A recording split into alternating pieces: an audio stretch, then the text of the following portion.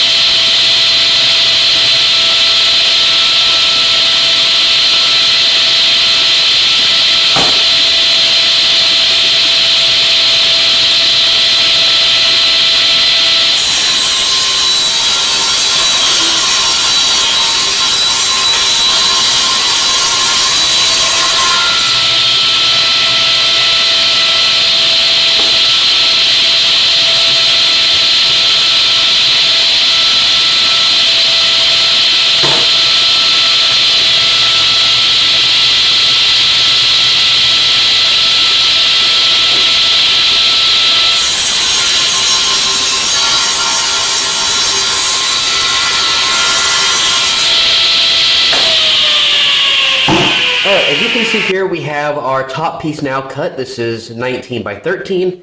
We'll push that out of the way. Now we need to take care of our 2 half circles. Let's see. It's going to be the 2 by 6 is roughly somewhere about 5.5, a little less than that. 5 3/8. And we're going to want these to be, let's say, 4 inches. How about that? Look at that. 4 inches. We'll just tighten down our compass. And now we're going to make some half circles. This doesn't have to be perfect, obviously. So we'll just kind of, look at this.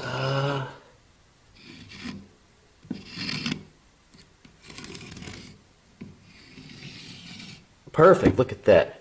Got 1, 2. Now let's go cut that out on the bandsaw. All right, through the magic of editing, we now see we have our board here, which is our top, and we have our 1 rocker and 2 rocker. Now we need to position them correctly on the piece here. And there's a couple tricks for that, which I've found. Oh, we need the stretcher too, which we measure by putting these to the edge, like this, and we'll measure across. And -4, so we have an overhang of 2 on both sides. Right now I have 16 minus 4, that gets 12.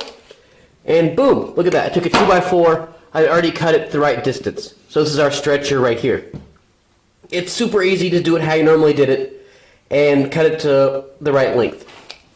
And so here's what we're going to do to measure where to put these things, actually to screw them down. What you want to do is you want to set this up like this, so it's on this edge and this edge. And we'll measure how far the distance is from each side, the leftover. See right here, you can see we are exactly, it's about 2 1/4, or 5 1/4. So that means you're gonna move this thing up, I don't know, like 2 1/2. Move it up 2 1/2. And this over here is 4, exactly like we said. So that's gonna be 2 on each side. So we got 2 1/2 and 2. We'll go ahead and put that in the right spot, mark it with some pencils, and we'll get to pre-drilling and drilling, and basically we're done. What I kind of want to point out on this project is that we're not trying to make fancy stuff. I could make a blanket chest here in the shop if we wanted, real fancy, but most people don't have time for that. Most people aren't really into serious woodworking, and that's fine. The point is to have fun with your kids, because you build something like this, they'll spend 50 hours over the summer playing with this thing. And what did it cost you? A $4 2x6 and some scrap plywood? Next to nothing. Alright, it's time for construction. Look at that. We did a good job. We marked it all out. We figured out kind of where the center was. I marked my lines. You can see kind of here, maybe you can or can't, but I marked my spot. This one goes here, kind of put in the middle. I even marked to see where to pre-drill. Kind of lined it up right there. That's what we're going to do next. We're going to pre-drill our holes for these puppies. You can see right here I marked a line on there.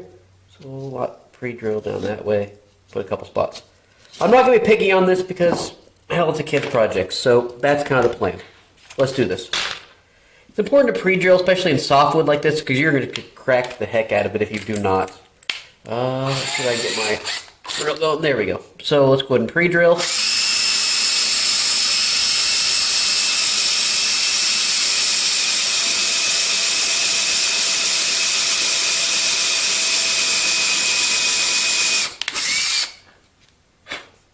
Perfect. I'm not going to show you all the rest of them because it's pretty mundane. You get the idea. We'll do one. I'll do these 3 more. And then maybe we'll come back. I'll show myself screwing it in, screwing it down. But you get the basic concept. Really easy peasy. This is a great project for kids. And just like that, a few screws. I secured this thing. And we have our whole base assembly. It just goes on there. You're going to see it gets clamped down from the top. And the whole thing will rock just like this. Well, let's not show an example of it. I'm going to flip it over, and what I did actually is before I'll flip it over, I'll figure out where the measurement is from here to here, and I'll record that,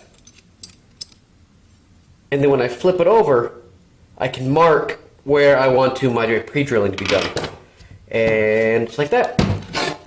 So we'll flip it over, right here, look at that, see it's marked there. We know right here, put a screw there, put a screw there. We're good to go. Alright, here's a quick tip I will throw out. So I've got my bottom assembly done. I went ahead and pre-drilled the top for my holes. So how do I keep it in shape or base there while I flip it over? What I like to do is usually take some double-sided tape like this, and I'll pull some piece of it off. Connect it roughly to where I know this is going to be. Let's see how quickly I can get the back off this stuff. That's always the kind of fun part. Alright, now we'll line this up with where we know it's got to be.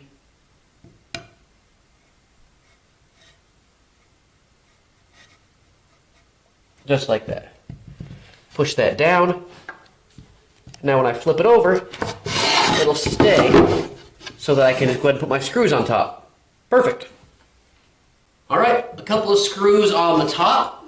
Then we've secured the base to the bottom. This one has come out really well because look at this, it balances on its own. Plenty of room to play with it, balance. And it didn't take but maybe 30 minutes in the shop, $3 or $4 in wood, and I could have made 4 of these with the $4 or $5 of material that I have into this. So you could definitely give a few out. It's a great Christmas idea, a birthday gift, and only thing I would throw in at the end is to kind of soften the edges with some sandpaper if you can. They're not that sharp, but with little kids, why risk it?